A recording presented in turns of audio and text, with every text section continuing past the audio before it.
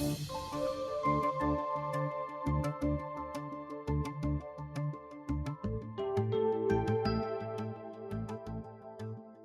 the head of the Defense Force, Rudzani Maphwanya, has gone to Iran, caused all types of chaos.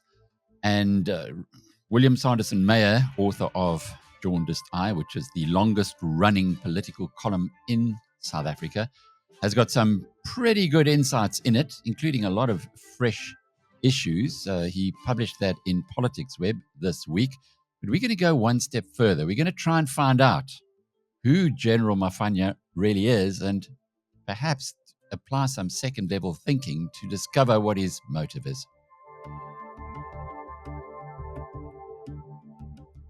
William, really good to be talking to you again. The tribe loves our discussions and loves your contribution. But let's start off with this strange thing that happened. If you look at it from the outside and you observe as a neutral, you'd say, what the F is this general doing? Who is he? How can he do something like this? Excepting when you go and look into this guy, he's quite a lad.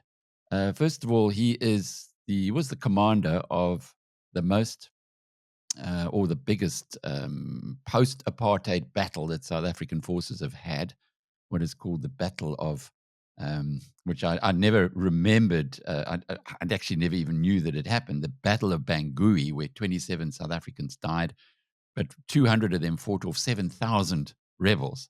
So he's a man. Secondly, he's of the same grouping that Cyril Ramaphosa is. His surname in Venda, if he were Zulu, which is where you and I kind of understand a bit better. Maphwanya, that sounds like young boy. But Venda, it means to crush, to smash. So he's quite a lad there. And then he's also been busy in Mozambique. He was in charge of the military that got rid of those Islamic insurgents. So he's got a very strong record. He almost jumps out at me as the army's version of Mkhwanazi. Mkhwanazi saying, I'm the police guy who's going to fix South Africa. I'm tired. I'm full of these politicians. And here you've got a guy who does something designed to show that he's full of politicians. And he knows where the bodies are buried. That Battle of Bangui is still very, it happened 12 years ago, but it was the death of South African forces to protect South African business interests. That's the allegation. Of course, the government said it was different, and Zuma said, no, we weren't there for that. But it's been very well documented by by investigative journalists here in South Africa. So it's a fascinating story, and you had some very interesting insights, fresh insights that you published this week. But let's just start from the premise, from the possibility that just like the rest of South Africans are full with the politicians, maybe the guys in the military feel the same way. Well, the background you sketch to the general, it's very interesting in the sense that, as you say, he is a made man. He is in that position not as a token performer, and he comes with a credibility which makes his statements in Tehran far weightier than one would. This is not a lightweight move by him, and it fits very much into the what I would argue. This is no rogue general. So the talk that's going around. This is a rogue general. He stepped out of line. He can simply be smacked on the wrist or dismissed. That is clearly not possible. I wasn't aware of the extent of his credentials, but it adds weight to the dilemma that Ramaphosa finds himself in. He's not a rogue general. This happened with the agreement.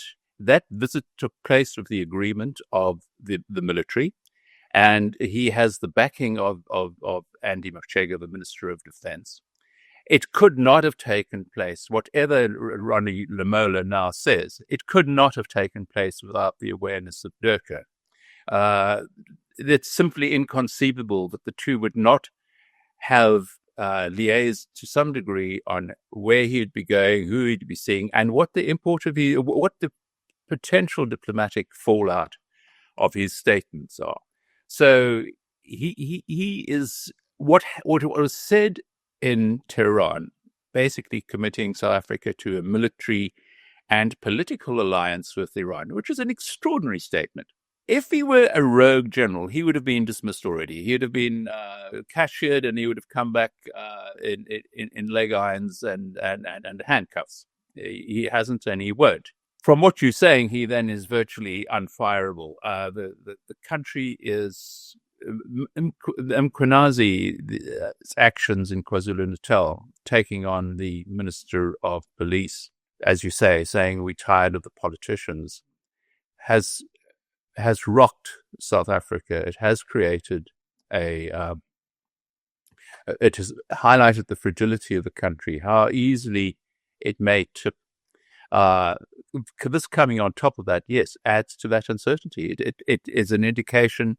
I don't know if I don't believe he's saying that he's tired of the politicians. I think he is the steel jacket nose of the bullet behind a set of politicians which are already have strong influence in Durko. I don't know what the gap is between the Islamist faction in Durko and the old ANC people like Lamoa, but certainly there is a strong Islamist faction in Durko. And now we have clear indication that there's a very strong Islamist faction in the SANDF, and maybe an untouchable faction. He sounds untouchable to me. He knows where the bodies are buried from the Battle of Bangui, where 27 of his forces, he was involved in the action. He was the overall commander. He wasn't the operational commander. That was a Colonel Dixon, William Dixon. We got heroes everywhere, and we just don't even know that they exist. But anyway, there were these. The story is fascinating. There were 200 South Africans sent to the Central African Republic, ostensibly on to look after the president, and so that the coup didn't happen. The president then was attacked by rebels who broke an accord. There were 7,000 of them who advanced on the capital, and these 200 South African troops kept them off for a couple of days, 3 days. And the president then gapped it because the coup was going to happen. And then presumably the General Maphwanya went and negotiated a ceasefire with the rebels.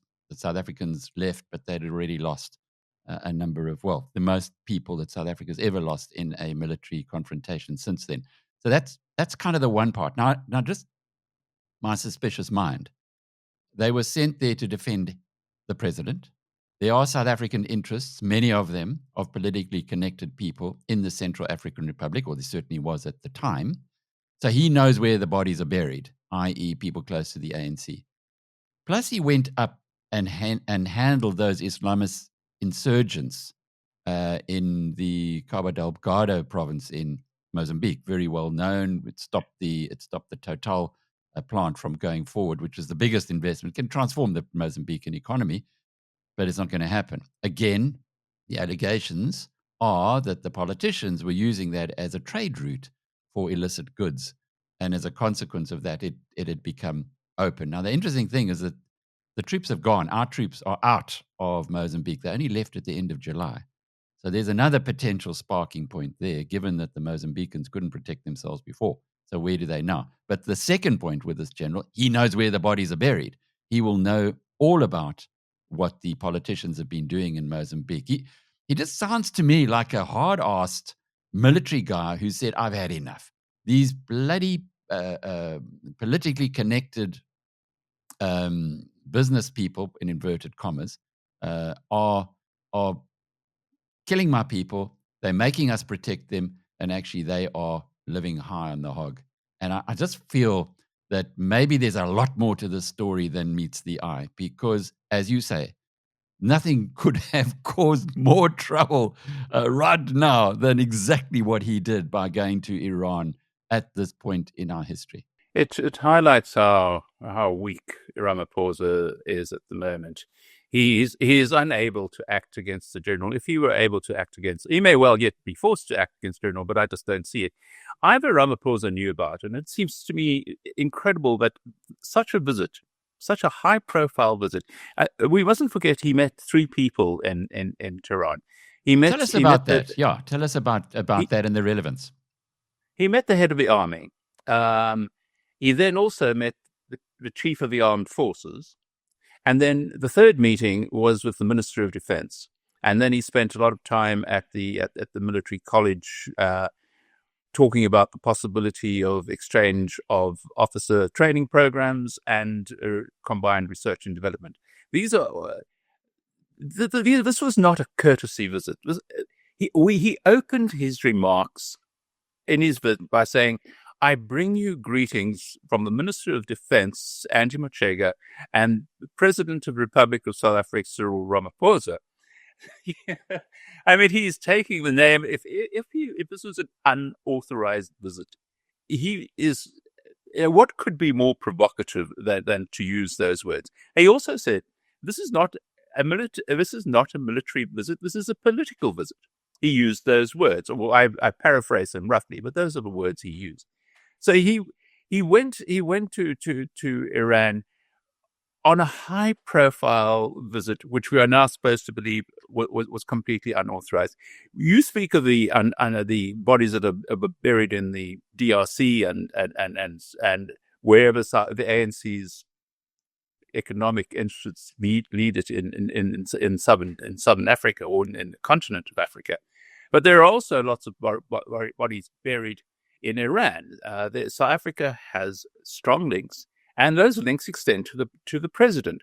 MTN faces 4 suits, civil litigation suits in the United States about its alleged involvement in supporting the Iranian military forces, especially the Iranian Revolutionary Guard Corps, against American interests by providing it with technological aid and leaking information to it, which enabled it to kill American servicemen in Iraq and in Afghanistan.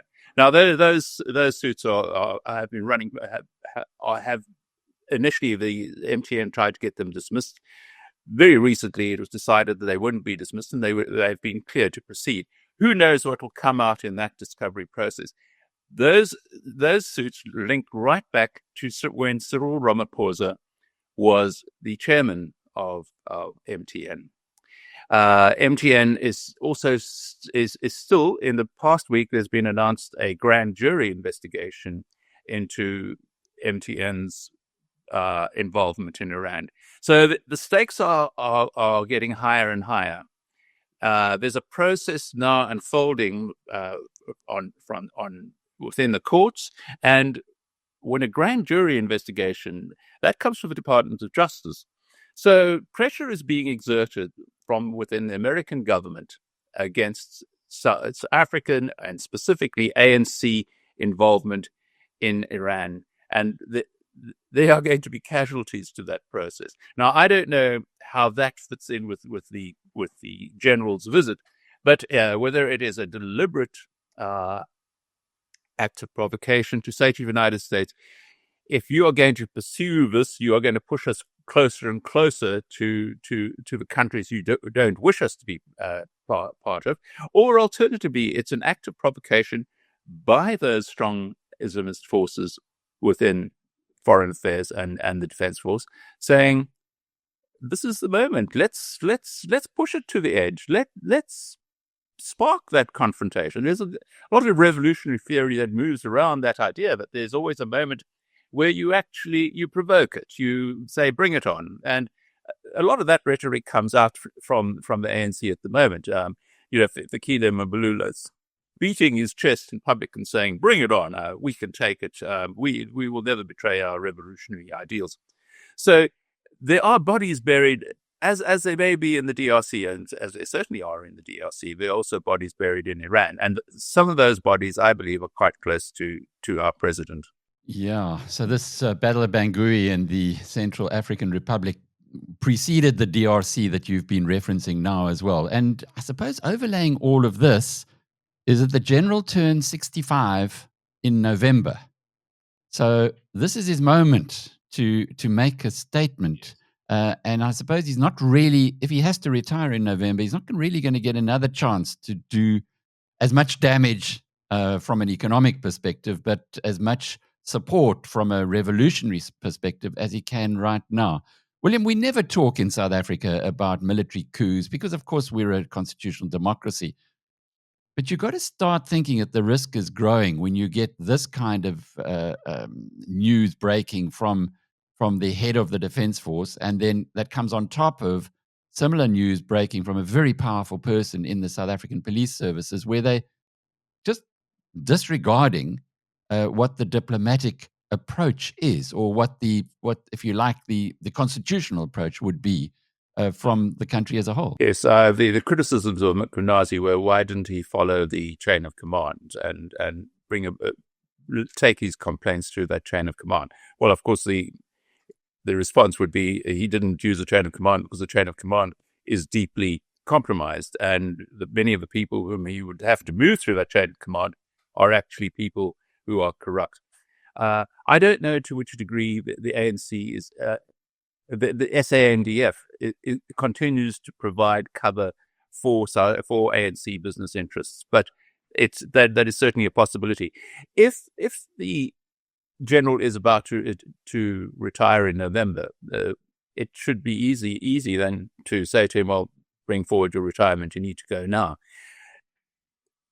Whatever, there are murky things happening in the background. I think it's quite interesting that when the DA's national spokesperson on international affairs, Emma Powell, resigned, in her letter, she said South Africans have that in her movement, in her job through the continent, she became alarmed by the degree to which the interests within the ANC and within South African officialdom are linked to rogue figures and rogue regimes around the world. Now, that's code, I think, for links between the ANC and the Iranians, without a doubt. I can't say without doubt because it's not overtly stated, but is what I would draw from her comments.